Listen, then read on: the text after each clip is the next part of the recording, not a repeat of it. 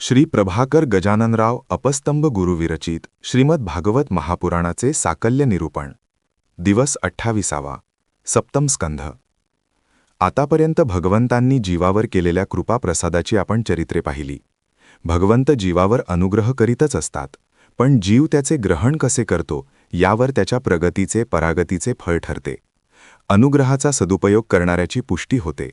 उपदेशाचे अनुपालन करणारा ऐहिक पारलौकिकाच्या दृष्टीने पुष्ट होतो, इतर दुष्ट होतात। गुरु उपदेशाचेही असेच आहे। श्रद्धावान लभते श्रेयः। गुरु उपदेशाप्रमाणे आचरण करणारा शिष्य प्रगत होतो, भवसागर उद्धरून जातो, पुढे तोही गुरुच होऊ शकतो। तसे भागवत भक्तीने जीव देवही होतोच। अद्वैत मताप्रमाणे जीव सतत प्रगतीच करील तर प्रत्येक वेळी वरच्या लोकात जाऊन शेवटी आनंदलोक प्राप्त करू शकतो।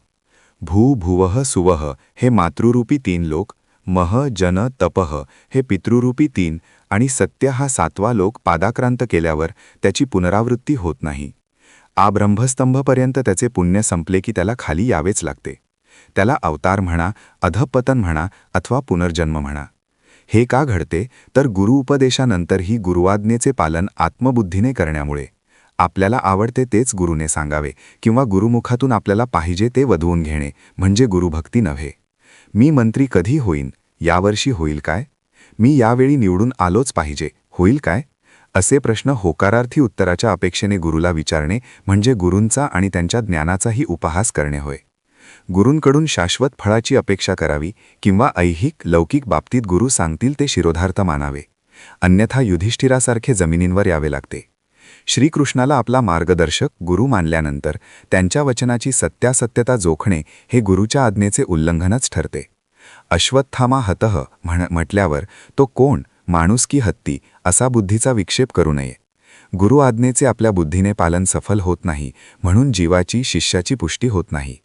भागवतात सांगितले आहे, अनुग्रहांचा सदुपयोग करणारे पुष्ट होतात, देवत्व पावतात, उद्धरून जातात, या उलट वागणारे दैत्य होतात। वासनेच्या अधिष्ठानावर जगणारेच या जगतचक्राची गती सुरू ठेवतात। या वासनांचे 3 वेगवेगळे प्रकारचे वर्णन या स्कंधात केले आहे। सतवासना, असतवासना आणि मिश्र वासना असे 3 प्रकार भागवतकारांनी केले आहेत। वासनेच्या प्रभावानेच जीवाला मुक्तीचा अभाव आहे। जशी वासना तसे प्राप्तव्य असल्यामुळेच हरिणाच्या जन्माला भरताला जावे लागले। कीटक भिंगुरडीच्या जन्माला जातो, अर्थात ज्याचे चिंतन केले त्या स्वरूपात ते विलीन होते।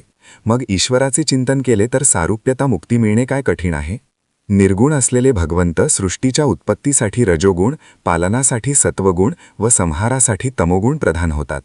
दुष्टांचा दैत्यांचा संहार करणे हे जगत्कार्य म्हणून करतात, म्हणून त्यांची त्यात अनासक्ती असते।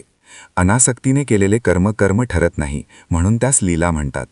भगवंतांनी दितीच्या पुत्रांना मारले, त्याचा प्रतिशोध घेण्यासाठी कश्यपांनी पुंसवन व्रत दितीला दिले, त्यामुळे प्राप्त झालेल्या गर्भाचेही तुकडे केले। हे ऐकून राजा परीक्षिताने विचारले, भगवंत जर समदृष्टी आहेत तर दैत्यांचा संहार का केला?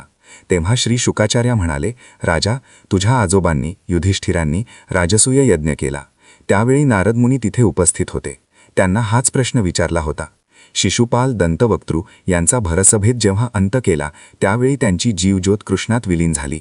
ते पाहून धर्मराजाने विचारले, शिशुपाल दंतवक्तृ हे तर श्रीहरींचा द्वेष करणारे होते, मग ते भगवतलीन कसे झाले?